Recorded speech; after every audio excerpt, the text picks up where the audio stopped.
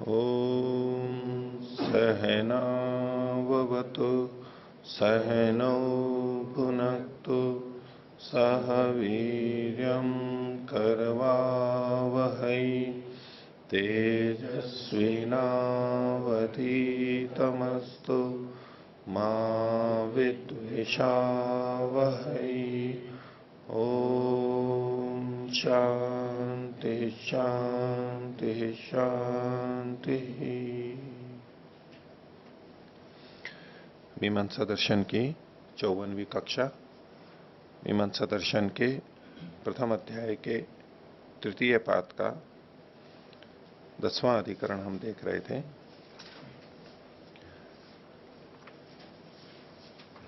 उसका कुछ प्रारंभ हुआ था जिसमें पूर्व पक्षी ने कुछ बातें अपनी रखी थी। प्रकरण था आकृति अधिकरण के अंतर्गत।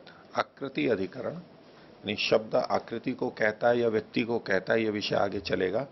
उसी के अंतर्गत उससे पहले पृष्ठभूमि में एक और विषय उठाया गया, लोक वेद शब्द तदर्थैक्याधिकरणम।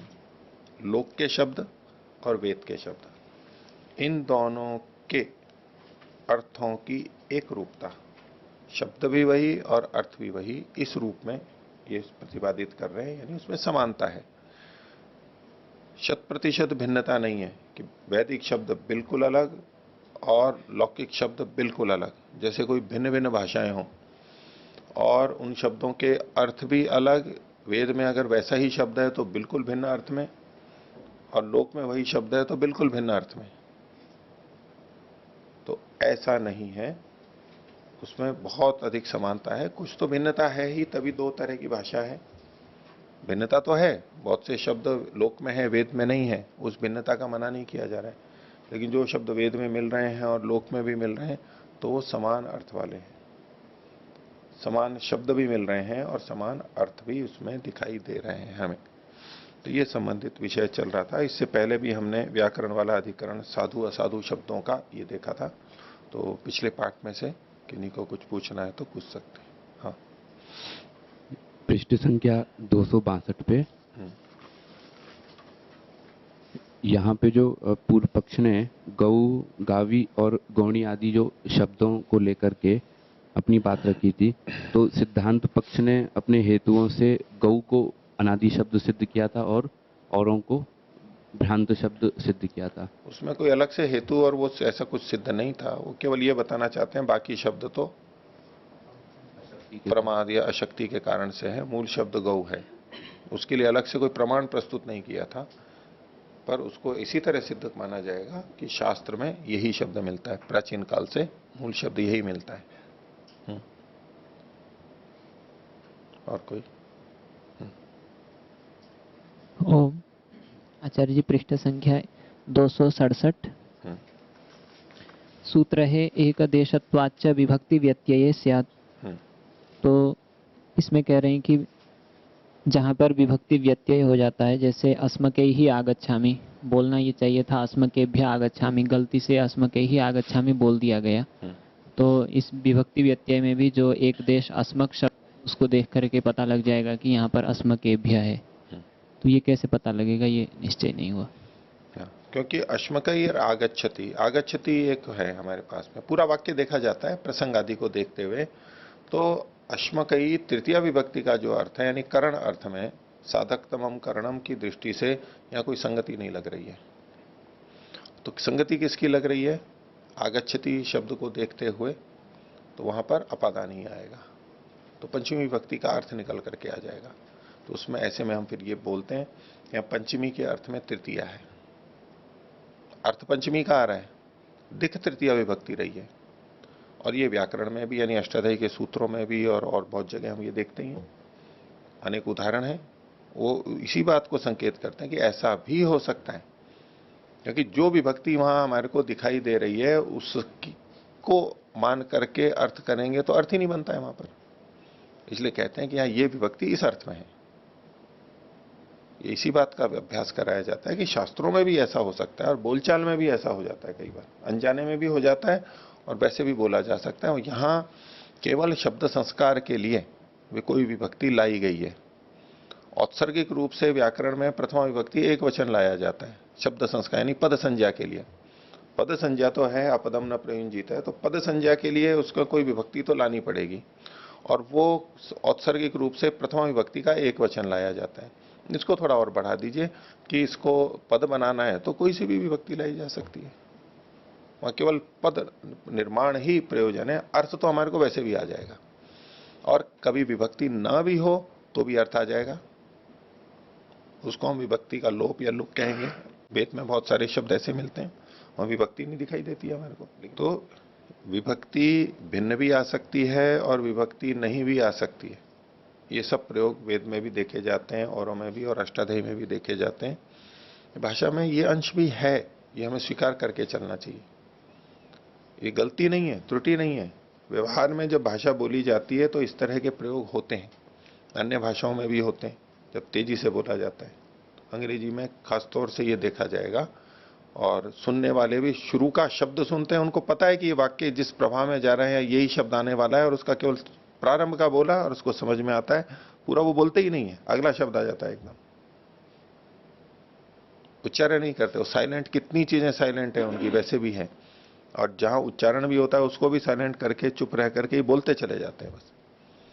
तो ये भाषा की प्रवृत्ति है, इसको हमको सहजता से स्वीकार करना चाहिए, इसमें दोष नहीं है। ये हम जब नए सिरे से किसी भाषा को सीखते हैं वहां हम बड़े नियम और उस तरह से मान करके चलते हैं, ऐसा ही होना चाहिए, ऐसा ही होना चाहिए, इसलिए हमें ये सारी अड़चनें लगती हैं। जब भाषा के सहज प्रवाह में हम चले जाते हैं तो ये सब चीजें गौण हो जाती हैं, इसका कोई मतलब नहीं होता है। प्रवाह वाली भाषा को हम सैद्धांतिक और व्याकरण वाली भाषा से जोड़ करके देखेंगे तो दोनों में तालमेल कभी भी नहीं बनेगा। हम देख रहे हैं सैद्धांतिक और व्याकरण और उस स्वरूप वाली भाषा को उस दृष्टि से देखना चाह रहे हैं, और जो दिखाई दे रही है वो भाषा है व्यवहार की भाषा, तो वहां सब जगह ऐसी बातें नहीं मिलेगी, लोप आदि होगा। हाँ, और क्या पूछना है इसमें? जी ये पूछना था, जैसे अभी प्रवाह की भाषा की जो बात बता रहे थे, तो वेद की भाषा जब हम पढ़ते हैं, वेद के मंत्र पढ़ते हैं, तो जो संस्कृत जानने वाला है और जिसने निरुक्त आदि भी पढ़ा हुआ है उसको भी उसमें मतलब स्वाभाविकता नहीं लगती है, उसको समझ में नहीं आता है। तो नहीं तो व्याकरण और निरुक्त पढ़ने से संस्कृत स्वाभाविक थोड़ा ना हो जाती है, स्वाभाविक नहीं होती है। स्वाभाविक जो बोलचाल में आ जाती है तब होती है वो, स्वाभाविकता एक अलग चीज होती है, स्वाभाविक नहीं होती। कितने लोग अंग्रेजी पढ़ते हैं, मान लो बीए एमए भी कर लेते हैं, संस्कृत इंग्लिश लिटरेचर में कर लेते हैं, जो पहले कई जने हो सब कुछ लिखना करना होता है, बोल नहीं सकते, प्रवाह में नहीं आती है उनके। लेकिन जब प्रवाह में बोलने लगते हैं तो वैसे ही होता है, शब्द छूटते ही हैं। ठीक है, और कोई? हाँ, गौ शब्द इत्यत्र त्रयो वर्णा वर्तन्ते, और गोणी गावी गोपतिलिका तत्र तो बहवः वर्णा भवन्ति। पुनः असक्ति कथं भवति? गौ शब्दे प्रयत्न लाघवः, तत्र तो प्रयत्न गौरव वर्तते। यद्यपि इसमें बड़ा है, बदल गया है, गौ शब्द में थोड़ा है, गावी में ज्यादा है, लेकिन उच्चारण की है, सरलता है, कोई कोई ऐसा प्रवाह है। अब ये तो ये कह रहे हैं इसलिए हमें मानना ही पड़ रहा है, सरलता की दृष्टि से, या तो अशक्ति जन ये बोल रहे हैं, बिगड़ जाते हैं शब्द, वो चाहे प्रेम के कारण से बोल रहे हैं, निकटता के कारण, कुछ भी हो कारण, लेकिन बदल गया है वो। ये ठीक है आपका कि इसमें वर्ण अधिक है, फिर कैसे इसको होगा। तो आगे का पाठ देखते हैं, पृष्ठ संख्या 269, मीमांसा दर्शन के प्रथम अध्याय का तृतीय पाद और 10वां अधिकरण 30वें सूत्र की हम ये प्रथम व्याख्या और उसकी भूमिका देख रहे हैं। तो पूर्व पक्षी का कहना था लोक और वेद के शब्दों में अर्थ की भिन्नता है। लोक में जो शब्द दिखाई दे रहा है वेद में भी वही शब्द दिखाई दे रहा है, लेकिन उनके अर्थ में भिन्नता है। जैसे कि उसने अग्नि शब्द का कहा था और उदाहरण दिया था अग्निर्वृत्राणि जंगनत, अग्नि ने वृत्र को मारा। तो दिखने में तो अग्नि समान है, लेकिन जिसने वृत्र को मारा वो अग्नि तो अलग है, और लोक में जो दहन करने वाला है, पचन करने वाला अग्नि है वो भिन्न है, तो भिन्न भिन्न हो गए। दूसरा उन्होंने कहा था उत्ताना वही देव गवा वहंती, देवताओं की गायें उत्तान पैर ऊपर करके चलती हैं, लोक में जो गायें चलती हैं वो नीचे है, तो वो कोई और गाय है, ये वो वाली गाय नहीं है जो लोक में गाय शब्द से कही जाती है, गौ शब्द से, ये वो गाय तो है नहीं, होती हो ही नहीं सकती। यानी गौ शब्द का प्रयोग होते हुए भी ये गाय भिन्न है, अर्थ की भिन्नता है लोक और वेद में। इसी तरह से अब आगे के और उदाहरण है, देखिए। तथा देवेभ्यो वनस्पते हविंशी हिरण्यपर्ण प्रतिवस्ते अर्थम इति हिरण्यपर्णो वै वनस्पतिर्वेदे। यहां देखिए वनस्पते ये संबोधन किया गया है, और हिरण्यपर्ण सोने के समान जिसके पत्ते हैं, सोने के समान सुनहरे पत्ते हैं, सोने के बने हुए हैं या तो कहो सुनहरे हैं, ये ज्यादा सा। तो बोले कि यहां वनस्पतियों के लिए कहा गया है कि वो हिरण्य पर्ण है। ये वेद में जो वनस्पति है उसके पर्ण तो हिरण्य वाले हैं, लोक में जो वनस्पतियां हैं उनके तो हरे हैं। नए नए कोपल होते हैं वो थोड़े सुनहरे होते हैं, हिरण सोने जैसे पीले पीले लाल ललाई लिए हुए, बाकी तो हरे होते हैं सारे के सारे। तो देखो ये इसमें भी भिन्नता आ रही है। आगे एतद् वै दैव्यम मधु यत् घृतम इति वेदे घृते मधु शब्द। वेद में मधु शब्द घृत के लिए आया। तो बोले कि ये जो दैव्य मधु है वो कौन है, दिव्य मधु कौन सा है, ये जो घी है ये दिव्य मधु है, देवताओं का मधु है।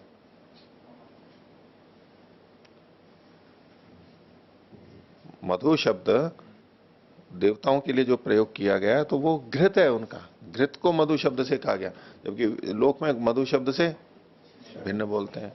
वेद के अंदर मधु शब्द का मतलब घृत हो गया, तो अर्थ अलग अलग हो गया।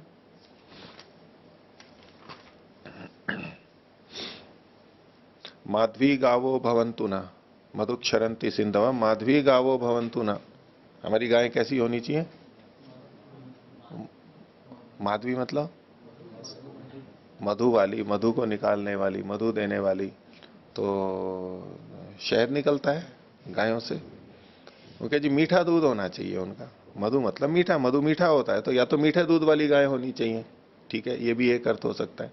दूसरा, हमारी गायों में खूब घी हो, घृत हो, ऐसा दूध आए, फैट अधिक हो। आज देखते हैं सारे तो कितनी फैट है दूध में, उसके अनुसार हमारी पूछते हैं इस गाय में, भैंस में कितना घी, कितना घी निकलता है।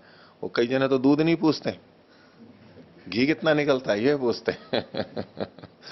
तो हमारी गाय मधु वाली हो, घी वाली हो। वेद के अंदर मधु शब्द घी के लिए प्रयोग किया गया है कहीं, तो अर्थ की भिन्नता हुई। तो तस्माद अमीशाम अन्य अर्थायति प्राप्त है। तो इस प्रकार इनके वेद के मंत्र शब्दों के भिन्न अर्थ हैं, ये प्राप्त हो रहा है। अभी तक जो व्याख्या की गई उससे ये प्राप्त हो रहा है। ऐसा प्राप्त होने पर अब सिद्धांत इसका उत्तर दे रहा है। क्या ब्रू इति प्राप्ते ब्रूमा यह एवं लौकिका शब्दास्ता एवं वैदिका। जो शब्द लोक में है वही वेद में है, और ते एवं ऐशाम अर्थायति, जो अर्थ लौकिक शब्दों का है वही अर्थ वैदिक शब्दों का भी है। इस समानता बताते हुए कह रहे हैं। कैसे, कुतः, तो उसके लिए उत्तर दे रहे हैं 30वां सूत्र उत्तर पक्षी यानी सिद्धांति का है। प्रयोग चोदना भावात अर्थईकत्वम अविभागात।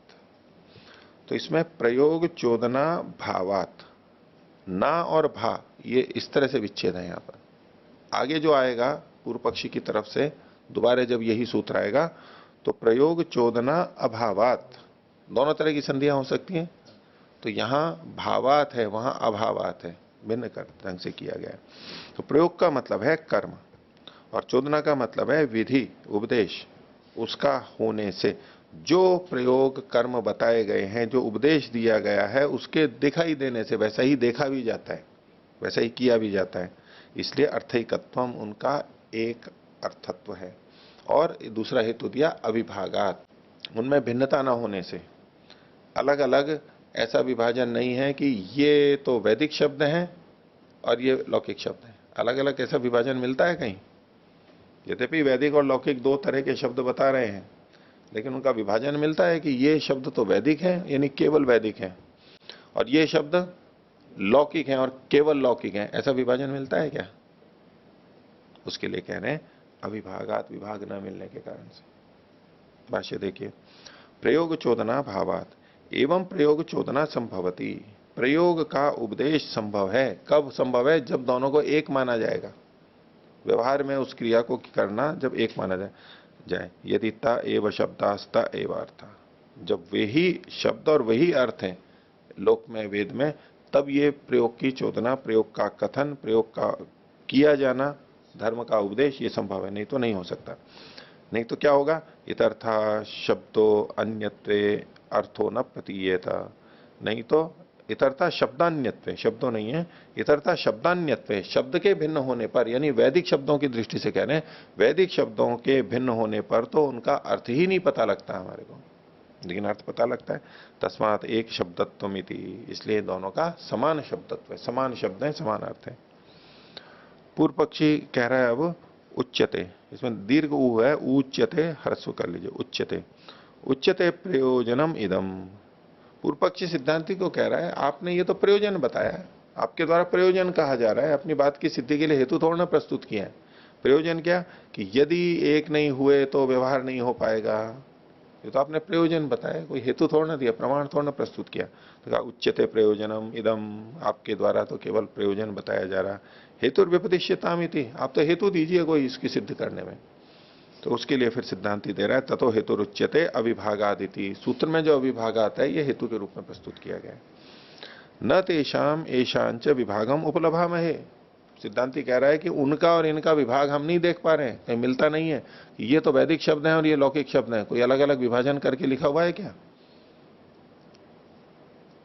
अग्नि शब्द है वैदिक है या लौकिक है? वायु शब्द वैदिक है या लौकिक है? कितने सैकड़ों हजारों शब्द हैं, उनसे पूछें कि ये वैदिक है या लौकिक है। विभाजन मतलब तो विभाजन ये कि बस केवल वैदिक है और ये केवल लौकिक है, इसे कहते हैं विभाजन। जब वो शब्द आपको वहां भी वेद में भी मिल रहे हैं, लोक में भी मिल रहे हैं, तो ये कैसे कह रहे हो आप कि दोनों बिल्कुल अलग है, एक नहीं हो सकते? तो ऐसा कोई विभाजन नहीं मिलता, ये हेतु के रूप में प्रस्तुत किया। अतएव एक शब्दत्वम, इसलिए एक शब्दत्व यानी समान शब्दत्व है। तांश्च तांश्च अर्थान अवगच्छामा अतो न अन्यत्वंच वदामा, उनके इनके अर्थों को भी हम भिन्न भिन्न नहीं देखते, अर्थ भी समान है, इसलिए इनके अन्यत्व को हम नहीं कहते, इसकी समानता को कहते हैं। अब पूर्व पक्षी ने इस सूत्र की भूमिका में जो उदाहरण दिए थे उसका उत्तर ये समाधान आगे कर रहा है। यच्च उक्तम, सिद्धांति कह रहा है पूर्व पक्षी के जो आपके द्वारा ये कहा गया था, क्या ये विपरीत अल्पविराम है, ये उत्ताना वहंती ते देवगवा यद घृतम तन मधु देव हिरण्य पर्णा स वनस्पति रीति, ये जो सब आपने कहा था, तो उसके लिए सिद्धांति कह रहा है नास्ति वचनम, इसमें कोई भी ये वचन नहीं है कि यद उत्तानानाम वहताम गोत्वम ब्रूयात, जो ऊपर पैर करके चलते हुए उत्तान चलने वालों का गोत्व कहे। देखो इन्होंने पूर्व पक्षी ने क्या बात रखी, पहले उदाहरण को ले रहे हैं, ये उत्ताना वहंती ते देव गवाह, जो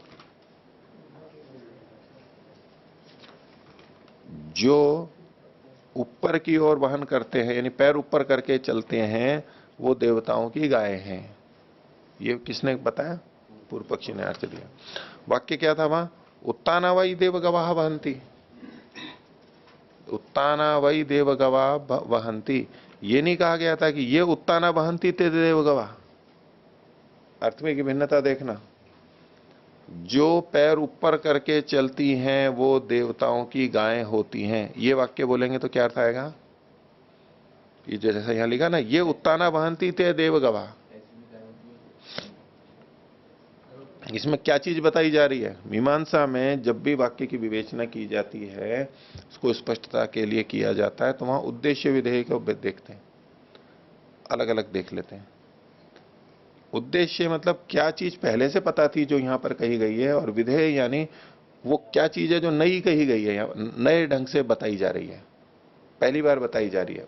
उद्देश्य और विधेय ये देखा जाता है, तब वो विवेचना होती है, नहीं तो यूं घूमते रहेंगे फिर। तो ये उत्ताना वहंती थे देवगवा, इसमें किसको कहा, क्या बात बताई जा रही है?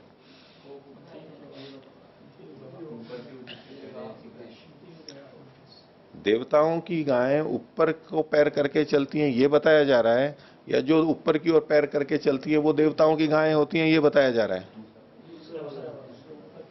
जो पैर ऊपर करके चलती हैं वो देवताओं की गायें होती हैं ये बताया जा रहा है। तो ऐसे में जो ऊपर की ओर पैर करके चलती हैं ये उद्देश्य हुआ या विधेय हुआ? उद्देश्य पहले से पता है, बताया तो देवताओं की गायें जा रहा है कि देवताएं की गायें ऐसी होती हैं, उनको देवताओं की गायें कहते हैं, उनको गाय कहते हैं, जो ऊपर की ओर पैर करके चलती है। तो उद्देश्य और विधेय का तो पूर्व पक्षी ऐसा ही बोल रहा है जो अर्थ आप ले रहे हो। तो सिद्धांति क्या कह रहा है? नास्ति वचनम, इसमें तो कोई वचन ही नहीं है। कौन सा वचन? अब मूल को देखो, उत्ताना वही देव गवा वहंती, उत्ताना वही देव गवा वहंती, केवल इतना वाक्य देखिए। बोले क्या? नास्ति वचनम यद उत्ताना नाम वहताम गोत्वम ब्रूयात, जो ये बताया कि जो पैर ऊपर करके चलते हैं उनको, उसमें ये गोत्व है, उसमें गोत्व होता है। ये कहां कहा गया है यहाँ पर? उत्ताना वही देव गवा वहंती, इसमें ये थोड़ा ना कहा गया है कि जहां जहां उत्तान होकर के वहन हो रहा है वहां वहां गोत्व होता है, ये थोड़ा ना कहा गया है। ये वाक्य कह ही नहीं रहा है ऐसा। तो जो खंडन किया गया वो उस वाक्य का गलत अर्थ लेकर के किया गया, ये सिद्धांति कह रहा है, आप अर्थ गलत ले रहे हो। तो नास्ति वचनम यद उत्ताना नाम वहताम गोत्वम ब्रूयात। अब अलग ढंग से देखो इसी वाक्य की विवेचना, ये गावह ते उत्ताना वहंती इत्येवम तत्, जो गायें हैं वे उत्तान वहन करती हैं। ये गावह, जो गायें हैं, वे उत्ताना वहंती इत्येवम तत्, वो तो इतना ही है। जो ऊपर पैर करके चलती हैं वो गायें हैं, ये एक अलग बात है, और जो गायें हैं वो ऊपर पैर करके चलती हैं, ये अलग बात है। आगे, यदि अनेन वचनेन गोत्वम विधीयते, इस वाक्य के द्वारा, कौन सा? उत्ताना वही देवगाह वहंती, अगर गोत्व का विधान किया जा रहा है तो, गोत्व की विधि की जा रही है, गोत्व अगर विधेय है तो यदि च अनेन वचनेन गोत्वम विधीयते उत्ताना वहंती इति अनुवादः स्यात्, ये जो उत्तान वहन करती है ये उद्देश्य होगा, यानी अनुवाद होगा उसका, पहले से जानी हुई बात का पुनर्कथन होगा, इसको अनुवाद बोलेंगे। एक को तो अनुवाद मानना ही पड़ेगा हमारे को। तो कहा उत्ताना वहंती इति अनुवादः स्यात्, ये एक पक्ष रखा।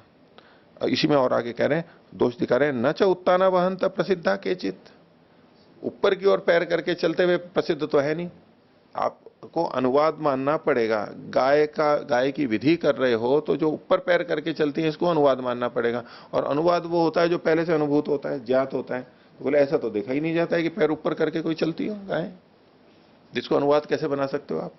अनुवाद बनाने के लिए पहले वो ज्ञात होना चाहिए या देखा जाना चाहिए, नहीं तो उसको आप अनुवाद तो नहीं कह सकते, पुनर्कथन तो नहीं कह सकते। इसलिए कहा न च उत्ताना वहंत प्रसिद्धा केचित। आगे, ते नियोग तो विधातव्या, तो जिसको प्रत्यक्षता नहीं देखा गया, प्रसिद्ध नहीं है, तो उनको निश्चित ही उसका विधान करना पड़ेगा। आपको निश्चित ही विधान करना पड़ेगा, आप उसको उद्देश्य या अनुवाद नहीं कह सकते, उसको विधेय ही मानना पड़ेगा आपको, क्योंकि देखा नहीं जा रहा है लोक में। तो ते नियोग तो विधातव्या, ये मजबूरी बता दी। और ऐसा होने पे क्या दोष आएगा?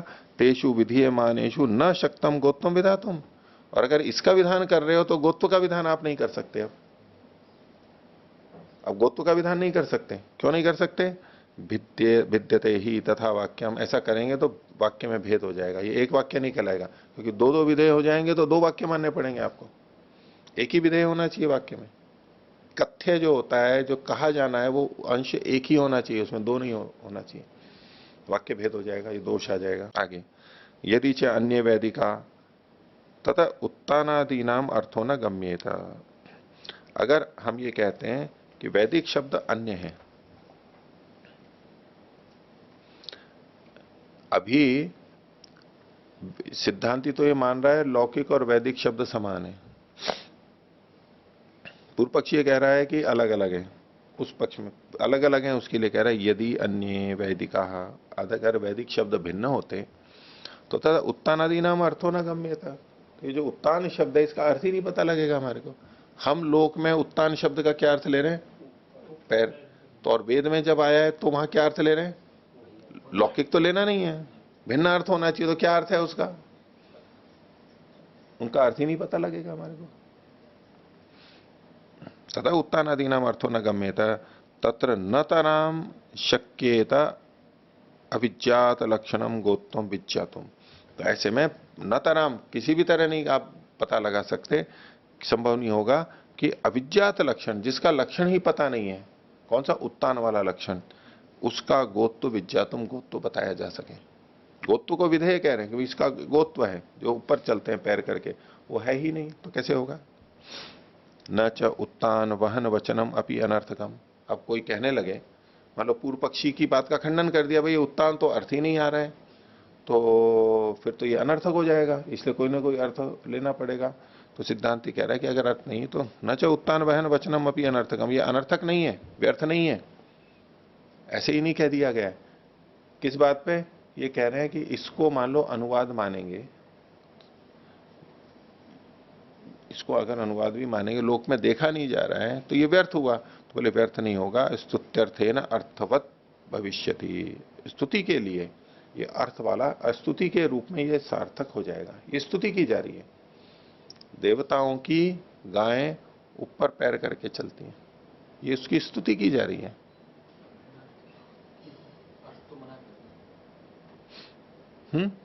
अर्थवान नहीं देख रहे तब अनर्थक होगा, ऐसे बोल रहे। हाँ, अगर उत्तान वहन वचन अनर्थक नहीं है, ये सार्थक है, क्योंकि वेद में पढ़ा गया है, तो अनर्थक तो नहीं हो सकता, वो सार्थक तो है। सार्थकता कहां देखेंगे? वास्तव में तो नीचे पैर करके चल नहीं रही हैं।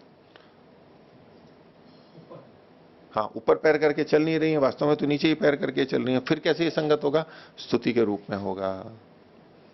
ठीक है, अब इन्होंने तो इतना ही लिखा है, और तो भाष्य ने लिखा नहीं, और टीकाकारों ने भी और कुछ लिखा नहीं है, लेकिन समझना तो पड़े कैसे इसको करें। ये तो एक दिया, एवं घृतस्य मधुत्वम हिरण्य पर्णता च वनस्पते, इसी तरह से बाकी उदाहरणों में भी लगा लीजिए। घृत का मधुत्व जो कहा गया, और वनस्पति की हिरण्य पर्णता जो कही गई, ये स्तुति के रूप में वहां पर कहा गया है, अलग अर्थ नहीं है। वो पूर्व पक्षी इनको अलग अर्थ मान करके प्रस्तुत कर रहा था, सिद्धांत कह रहा है अलग अर्थ नहीं है, ये वही कहा जा रहा है प्रशंसा के लिए। तस्मात्ते एव शब्दा अर्थाश्च, इसलिए वही शब्द और अर्थ हैं। ठीक है, अब ये देवताओं की गायें जो पैर ऊपर करके चलती हैं, वो कौन है? गाय अगर नीचे पैर करके चलेगी तो धरती पे चलेगी, धरती पे ही तो चलेगी, और पैर ऊपर करके चलेगी तो कहां जाएगी? वो ऊपर जाएगी ना, नहीं जाएगी।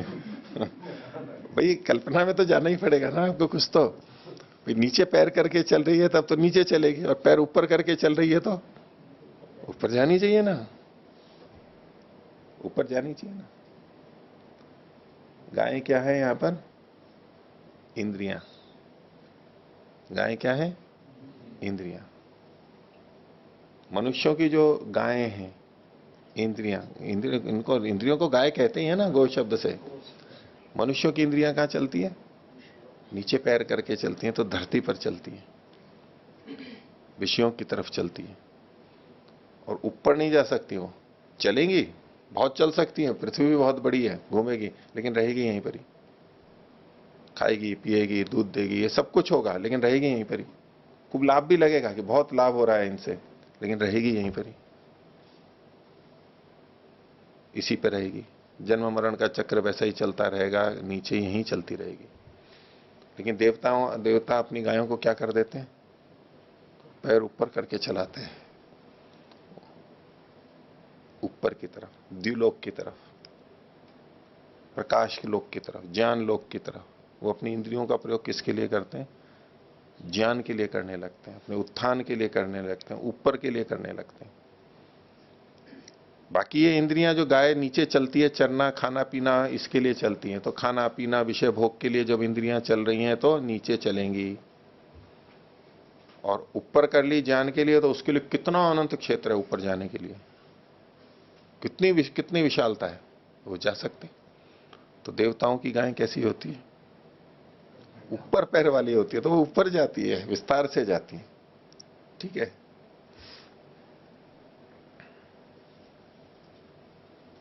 नीचे क्षेत्र भी सीमित होता है, और गति भी कम होती है। जैसे सड़क पर वाहन चलते हैं, उनकी उतनी गति नहीं हो सकती जितनी ऊपर जाने वाले वायुयान की होती है। वायुयान की अलग गति होती है, ऊपर वो विस्तार से जा सकते, ऐसे ये लोग भी चले जाते हैं। और कितना भी ऊपर जा सकता है, कितनी भी ऊंची में जा सकता है, क्षेत्र अति विस्तृत है और गति भी तीव्र है, इसमें मुक्ति की तरफ जा सकता है वो। ठीक है,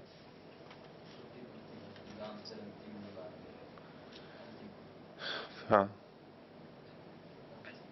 नहीं वो तो है निंदा आदि में, ये विषयों में चलती हुई अपनी इंद्रियों को, गाम चरमतिम बारय, तो विषयों में चलती हुई इंद्रियों को, गाय हैं वो, गाय के शब्द खूब प्रचलित है, मतलब ये तो यदि विश्व को एक ही कर्म से वश में करना चाहते हो तो अपनी विषयों में विचरण करती हुई इंद्रियों को वश में कर लो।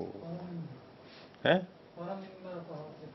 पर निंदा से, अच्छा परापवाद सस्येषु, ठीक है, पर निंदा में वो वाणी के लिए है, फिर केवल वाणी के लिए, ठीक है।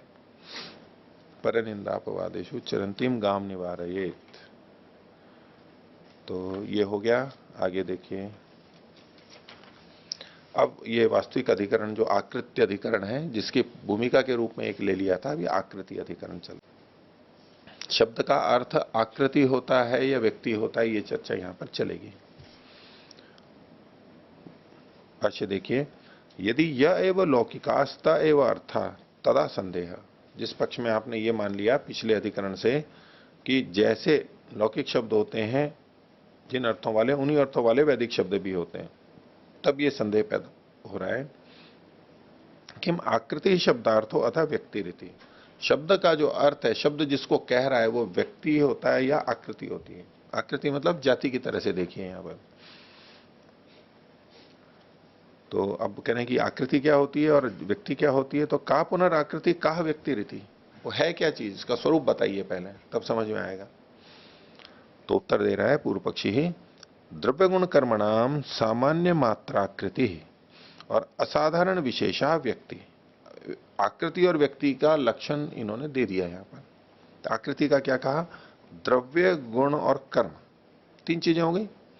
द्रव्य वो वस्तु, उसमें स्थित गुण और उसमें स्थित क्रिया है। इन तीनों के सामान्य मात्र को जब कथन किया जाता है, सामान्य मात्र जब लक्षित होता है, उसको आकृति कहते हैं। जैसे गौ शब्द बोला तो गौ शब्द बोलने पे हमारे मन में क्या ध्यान आया, तो द्रव्य गुण और कर्म, इनका सामान्य जो अर्थ होता है वो आकृति कहलाता है, सामान्य मात्र, विशेष नहीं। विशेष द्रव्य नहीं, विशेष गुण नहीं और विशेष कर्म नहीं, सामान्य रूप से जब कथन किया जाता है। अब गौ शब्द जब हम बोलते हैं तो एक सामान्य द्रव्य का ज्ञान हो रहा है, उसके जो गुण है वो सामान्य रूप से गुण का पता लग रहा है और उसके कर्मों का भी पता लग रहा है। बस ये जो ज्ञान होता है ये आकृति है। किसी विशेष गाय का नहीं पता लग रहा है, इस रंग रूप वाली बिल्कुल एक विशिष्ट गाय जो होती है वो नहीं, उसके गुणों का भी विशेष का पता नहीं लग रहा है और उसके कर्मों का भी नहीं, सामान्य गौ शब्द बोला है बस। तो अर्थ का तो ज्ञान हो रहा है। गाय मात्र में जो चीजें मिलती हैं उनका जो एक सामान्य ज्ञान होता है उसको आकृति बोलते हैं, तो जाति बोलते हैं। और असाधारण विशेष जो होता है उसको व्यक्ति कहते हैं। व्यक्ति जो होता है वो विशेषताओं से युक्त होता है, विशेषताओं से युक्त होता है।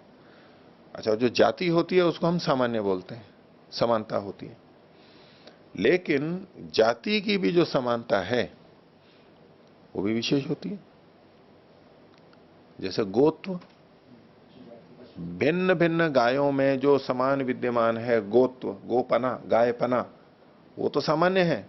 लेकिन अश्वत्व से, कुक्कुरत्व से, इन सब से तो भिन्न है ना, वो विशेष है या नहीं। भैंस से, बकरी से, अजात्व से, इन सब से ये भिन्न है, तो विशेष तो है वो। लेकिन विशेष कैसी है, ये सामान्य विशेष है, साधारण विशेष है। जो आकृति है वो विशेष होते हुए भी अपने वर्ग में समान है, अन्य जातियों से भिन्न है, ये विशेषता है। लेकिन अपनी जातियों में समान है, ये साधारणपना हो गया, इसलिए इसको सामान्य बोलते हैं। तो गोत्व आदि में जो विशेषता है वो कैसी विशेषता है, सामान्य विशेष है, वो साधारण विशेष है वो। और व्यक्ति पे जब हम आएंगे, व्यक्ति भी विशेष होता है, लेकिन वो कैसा विशेष है, असाधारण विशेष है, यानी उस जैसा और कोई नहीं है, उस जैसा और कोई नहीं है। हम सब मनुष्य हैं, इसमें मनुष्यत्व को जब हम देखेंगे तो हम सब में ये मनुष्यत्व सामान्य है, जबकि ये विशेष है, पशुत्व से विशेष है, गोत्व से विशेष है, इसलिए विशेष होते हुए भी लेकिन है सामान्य, ये हम सब में समान रूप से है। और वो मनुष्यत्व हम सब में है, ये तो हुआ आकृति।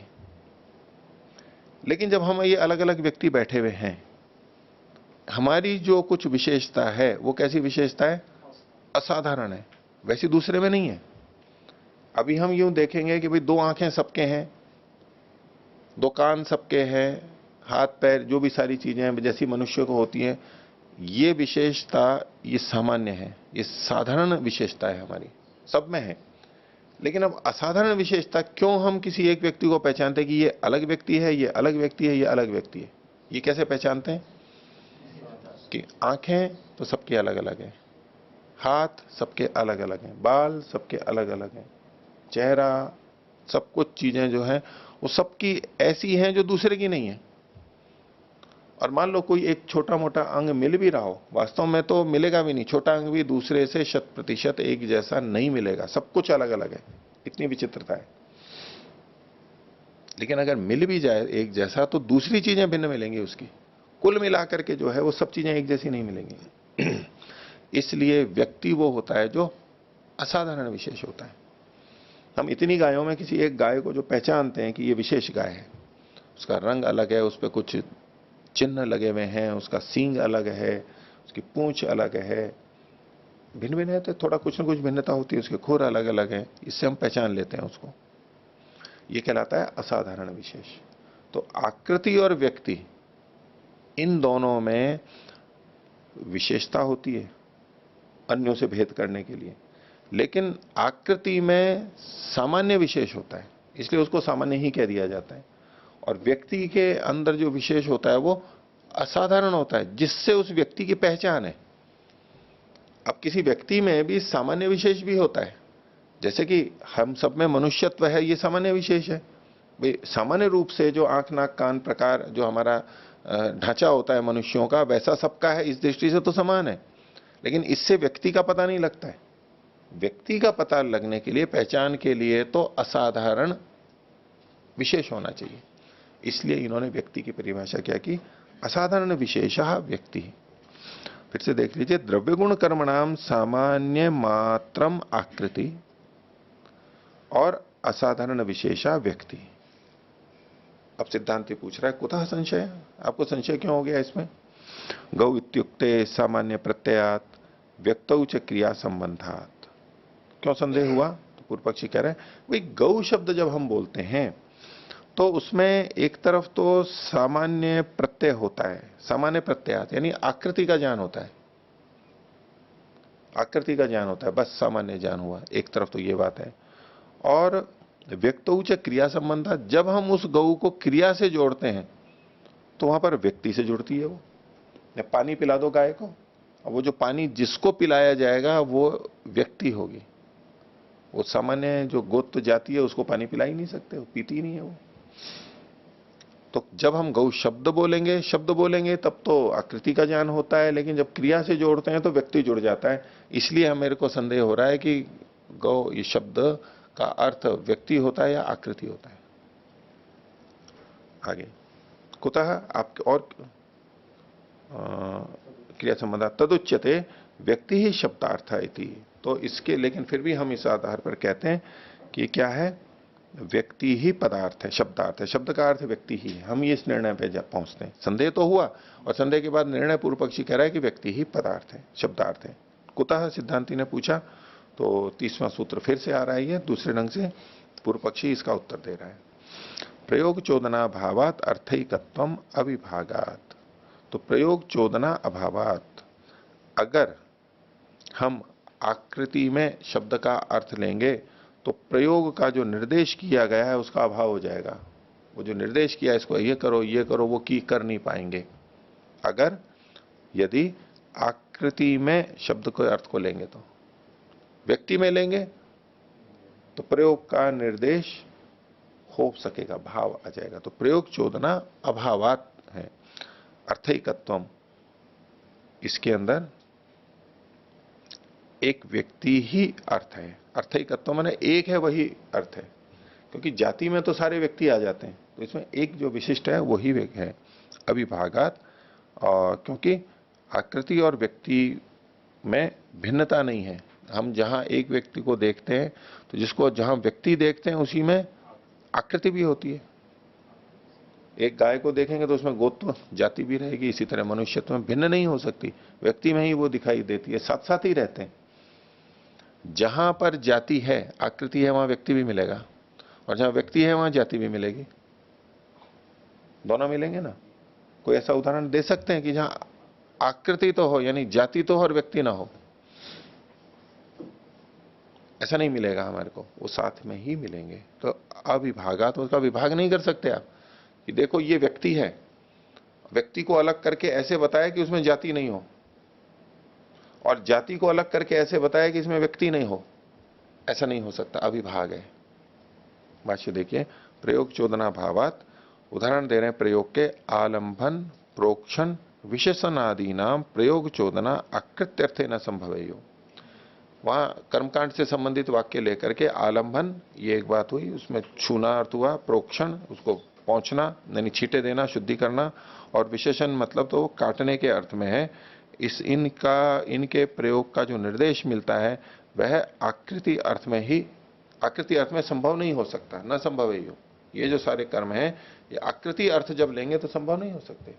अब यहां देखिए, आलंबन और विशेषण दो अलग अलग चीजें बताई हैं। और कई जगह आलंबन का अर्थ मारना ही लेते हैं, मारना ही लेते हैं आलंबन का मतलब। तो इसके लिए ये भी कहा जाता है, देखो आलंबन अलग है यहां पर और विशेषण अलग लिखा हुआ है। आगे, यत्र उच्चारण अनर्थक्यम तत्र व्यक्त्यर्थः। पूर्व पक्षी कह रहा है कि जहां उच्चारण की अनर्थकता होने लगी, यत्र मतलब कहां पर? आकृति में। जब आकृति में उच्चारण ही व्यर्थ हो रहा है, शास्त्र की जो विधि है वही व्यर्थ हो रही है, तो ऐसे में वहां व्यक्ति अर्थ लिया जाता है। अतो अन्यत्र आकृति वचन है इति चेत, कोई कहने लगे कि अच्छा जहां जहां पर आकृति अर्थ न ले सकने के कारण वचन व्यर्थ हो रहा है, वहां वहां तो व्यक्ति अर्थ ले लो, और उससे भिन्न जगह पर आकृति अर्थ ले लो। अतो अन्यत्र आकृति वचन इति चेत, ऐसा अगर आप कहोगे तो, क्योंकि सिद्धांति तो यही कहेगा ना कि भाई शब्द का अर्थ तो आकृति ही है, जहां आकृति अर्थ संगत नहीं हो रहा है, वाक्य शब्द अनर्थक हो रहा है, तो वहां व्यक्ति अर्थ ले लेंगे और बाकी जगह पे आकृति ही लेंगे, यदि ऐसा कहो तो। इति चेत उक्तम, तो बोले आपने ये कहा था, अन्यायश्च अनेकार्थत्वम, अनेक अर्थ होना ये ठीक नहीं है। एक शब्द का अनेक अर्थ नहीं हो सकता। एक शब्द का आकृति अर्थ भी हो और व्यक्ति अर्थ भी हो, ये दो दो अर्थ नहीं हो सकते। सिद्धांति की बात से पूर्व पक्षी क्या कह रहा है कि जहां इस शब्द का प्रयोग जाति में नहीं घट रहा है, वहां तो आकृति में नहीं घट रहा है, वहां तो व्यक्ति में लगा लेंगे, और जहां आकृति में घट रहा है वहां आकृति में लगा लेंगे। यानी उसी एक ही शब्द का अर्थ कहीं आकृति पर लग रहा है और कहीं व्यक्ति लग रहा है, तो दो दो अर्थ हो गए ना एक ही शब्द के। तो कह रहे अन्यायश्च अनेक शब्द अर्थ, ये तो आपने कहा था, इसलिए तो आपकी बात ठीक नहीं है, विरोध आ जाएगा। आगे, कथम सामान्य अवगति। अब वो पूछ रहा है कि ये जो सामान्य की अवगति है, सामान्य मतलब आकृति, आकृति की अवगति यानी ज्ञान कैसे हो रहा है, इससे शब्द से ज्ञान कैसे हो रहा है सामान्य का।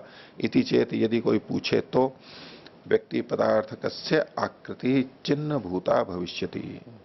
ये पूर्व पक्षी से प्रश्न कोई पूछेगा, क्योंकि पूर्व पक्षी ये मान रहा है कि व्यक्ति शब्द का अर्थ होता है। पूर्व पक्षी यही मान रहा है ना। सिद्धांति ने कहा था कि जहां आकृति अर्थ ना आ रहा हो वहां व्यक्ति अर्थ ले लेंगे और बाकी जगह पे आकृति ही अर्थ लेंगे। यानी शब्द से व्यक्ति और आकृति दोनों अर्थ आ रहे हैं और दोनों का उसने खंडन कर दिया। तो इसका मतलब यह हुआ पूर्व पक्षी शब्द से केवल व्यक्ति अर्थ को ले रहा है, केवल व्यक्ति अर्थ को ले रहा है। तो ऐसे में पूर्व पक्षी पे प्रश्न उठेगा कि अच्छा शब्द यदि व्यक्ति को कहता है तो आकृति को कौन कहता है? आकृति का ज्ञान कैसे होता है आपको? ये आकृति के ज्ञान के लिए भी तो शब्द बोलेंगे, आकृति का ज्ञान कैसे हो गया आपको? शब्द तो कह रहा है व्यक्ति को, तो आकृति का ज्ञान कैसे साथ में हो रहा है आपको? फिर केवल व्यक्ति का ही होना चाहिए। तो ऐसा अगर कोई प्रश्न करे पूर्व पक्षी को तो वो उठा करके उत्तर दे रहा है। कथम सामान्य अवगति, आकृति का ज्ञान फिर कैसे होता है आपको, आपके पक्ष में। इति चेत, अगर कोई ऐसा पूछता है तो उसका उत्तर पूर्व पक्षी की तरफ से है, व्यक्ति पदार्थक से आकृति चिन्ह भूता भविष्यति। जो व्यक्ति पदार्थक है, शब्द का अर्थ तो व्यक्ति ही है और उसका आकृति जो उसके चिन्ह भूत हो जाएगी, उसका चिन्ह, उसका लक्षण हो जाएगी। शब्द का अर्थ तो व्यक्ति ही है लेकिन उसको पहचानने का चिन्ह लक्षण आकृति हो जाएगी। यह एवं आकृति स गौरीति, जो इस प्रकार की आकृति वाला है उसको गौ कहते हैं।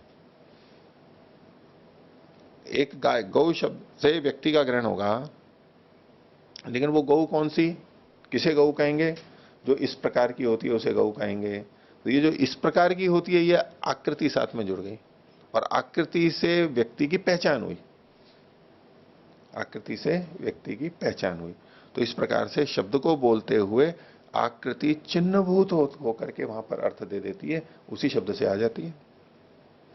यथा अस्य दंडो अस्ति स दंडी इति, एक उदाहरण दिया पूर्व पक्षी ने कि दंडी किसे कहते हैं? दंडी, जैसे विरजानंद जी दंडी, दंडी स्वामी बोलते हैं।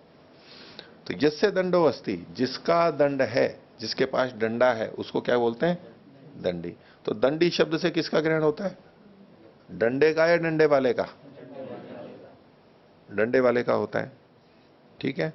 तो न च दंड वचनो दंडी शब्द, जो दंडी शब्द है वो दंड वाला अर्थ वाला तो है ही नहीं, लेकिन फिर भी ज्ञान हो जाता है। दंडी शब्द से किसका ज्ञान होगा? व्यक्ति का। और दंड का ज्ञान, डंडे का ज्ञान किससे होगा? दंडी शब्द उस व्यक्ति को कह रहा है, और डंडे का ज्ञान भी हुआ है नहीं इससे, वो कैसे हो गया?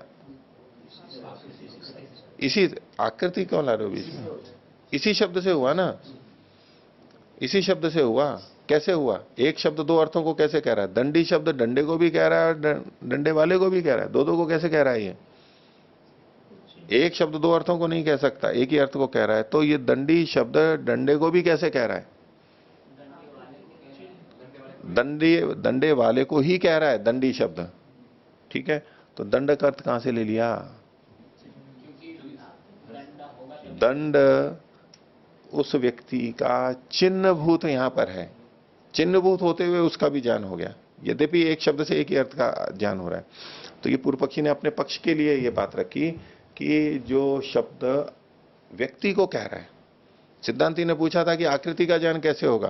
बोले आकृति उसकी चिन्हभूत होते हुए उसको बताएगी, जैसे कि दंडी शब्द भी बता देता है, डंडे वाले को भी और दंड को भी बता देता है, दोनों को बता देता है, लेकिन वो चिन्हभूत होते हुए बताता है, ऐसे बता देगा। अच्छा उत्तर है ना? ये मम्मी आप ही ऐसे यहां पर भी लग जाएगा। और कह रहा है पूर्व पक्षी अपनी बात की पुष्टि के लिए, अद्रव्य शब्दत्वात्, 31वां सूत्र,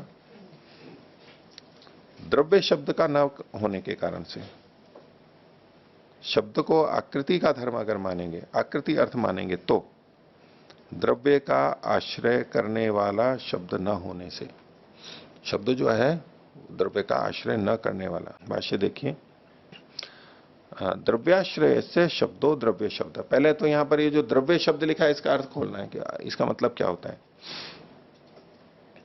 द्रव्याश्रय का जो शब्द है उसको द्रव्य शब्द कहते हैं। द्रव्याश्रय का मतलब क्या है? द्रव्यम आश्रयो यस्य, द्रव्य है आश्रय जिसका, यानी गुण। गुणस्य यह शब्द सो द्रव्य शब्द, गुण का जो शब्द है वो द्रव्य शब्द है। द्रव्याश्रयस्य शब्दो द्रव्य शब्द, सूत्र में जो द्रव्य शब्द लिखा वहां पर द्रव्य है आश्रय जिसका, उसका जो शब्द है वो द्रव्य शब्द कहलाएगा। आश्रय शब्द हट गया यहां से बीच में, द्रव्य शब्द। आगे, न तत्र द्रव्याश्रय वचन शब्दों भवेत, द्रव्याश्रय का मतलब अब गुण ले लेना, तो वहां पर गुण वचन कोई शब्द नहीं होगा।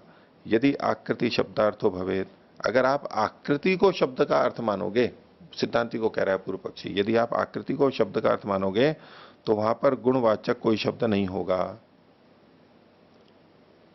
गुणवाचक शब्द होना ही नहीं चाहिए फिर, क्योंकि उसके मत में आकृति शब्द आकृति को कहता है तो फिर गुण को कहने वाला कोई शब्द होना ही नहीं चाहिए। ये पूर्व पक्षी आक्षेप कर रहा है। द्रव्य शब्दत्वात्, उदाहरण दिखाया, षड्देया द्वादश देया चतुर्विंशतिर्देया इति। अब यहां पर ये जो षड है 6, ये संख्या है, ये गुण है। द्वादश 12 और चतुर्विंशति 24।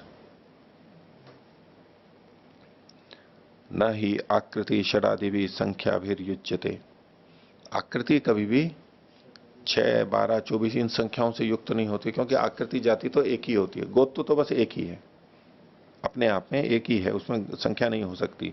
तस्मान् न आकृति वचन, इसलिए जो शब्द है ये आकृति वचन नहीं हो सकती।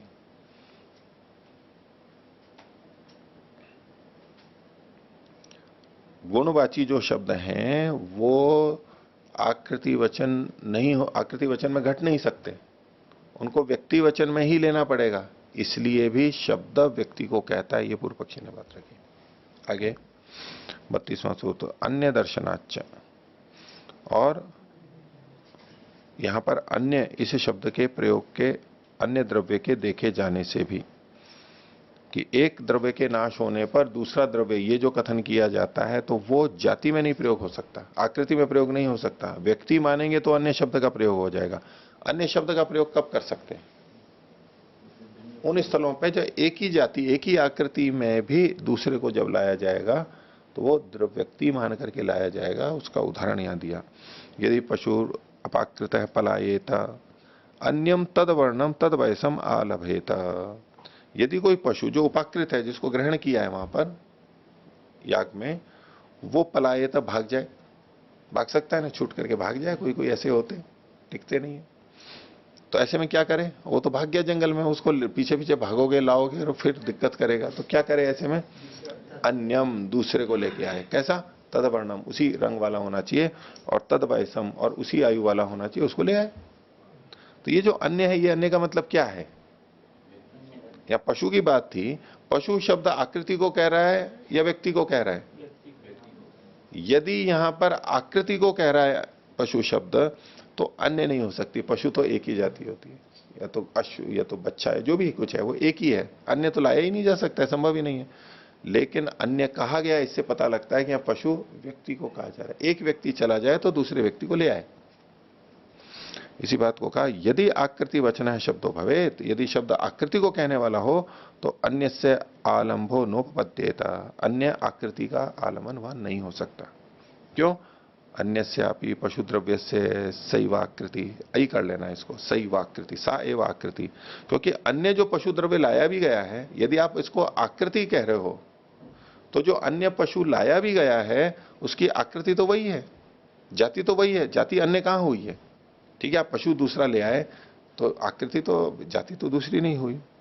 तस्मात व्यक्ति वचन इति, इसलिए जो शब्द है ये व्यक्ति वचन ही होता है, जाति आकृति वचन नहीं होता है।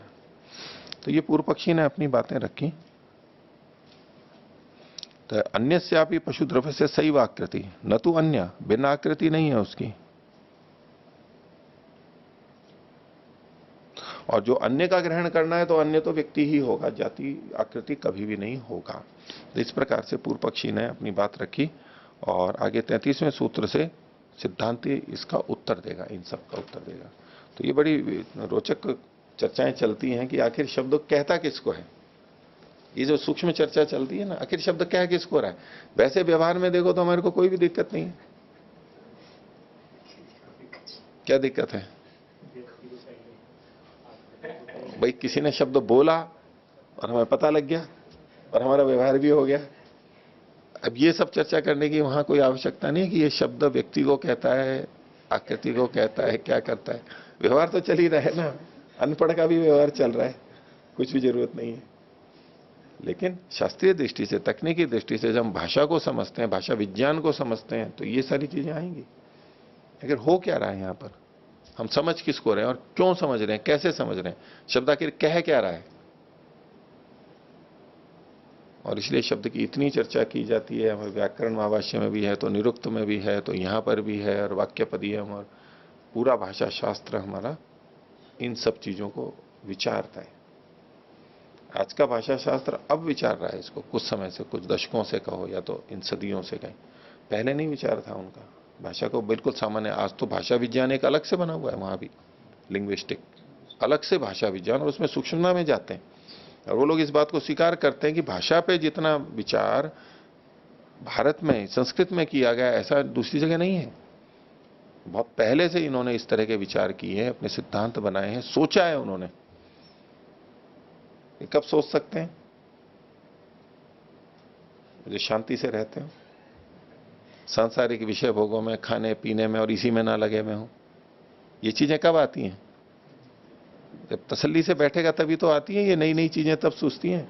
अब जिसको पेट भरने की ही चिंता हो, सुरक्षा की ही चिंता हो, उसी में लगा हुआ ऐसी चीजें थोड़ा ना सोचेगा, वो तो वहीं फंसा हुआ रहेगा।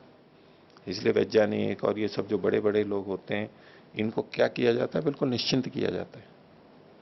धन की दृष्टि से कोई चिंता नहीं हो, निवास की कोई चिंता नहीं हो, कोई नहीं हो। और ऐसे ही लोग कुछ नया कर पाते हैं, नहीं तो दिमाग चलेगा नहीं, बहुत चलेगा तो कम ही चलेगा। झंझटों में कोई पड़ा हुआ होगा ना, उसका दिमाग उतना नहीं चलेगा, कम ही चलता है।